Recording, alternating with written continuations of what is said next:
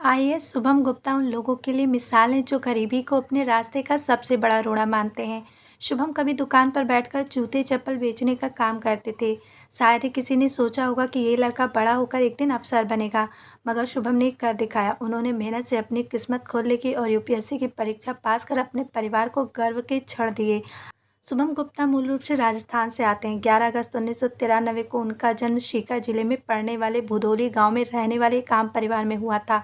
पिता अनिल गुप्ता ने उन्हें आम बच्चों की तरह बड़ा किया था। वो आर्थिक रूप से अधिक समृद्ध नहीं थे। ठेकेदारी के काम से उनका घर ठीक तरह से चल रहा था। गरीब परिवार से आने वाले शुभम कैसे बने आईएएस, मगर उनके काम को किसी की नज़र लग गई। शुभम 7वीं में पढ़ते थे जब कमाई नहीं होने के कारण उनके पिता को राजस्थान से महाराष्ट्र आना पड़ा था। महाराष्ट्र आकर उन्होंने पालघर जिले के दहाड़ू रोड पर जूते चप्पल की एक दुकान डाली, जहां शुभम अक्सर अपने पिता की मदद के लिए स्कूल के बाद आ जाते थे।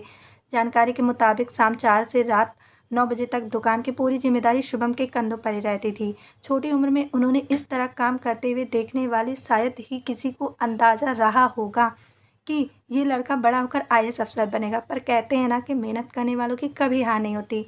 अपने चौथे प्रयास में शुभम गुप्ता को सफलता। शुभम के साथ भी ऐसा ही हुआ। काम के साथ साथ उन्होंने पढ़ाई जारी रखी। दिल्ली विश्वविद्यालय से साल 2012-2015 में बीए और फिर एमए करने के बाद उन्होंने खुद को यूपीएससी के लिए तैयार किया और अपने चौथे प्रयास में सफल हुए।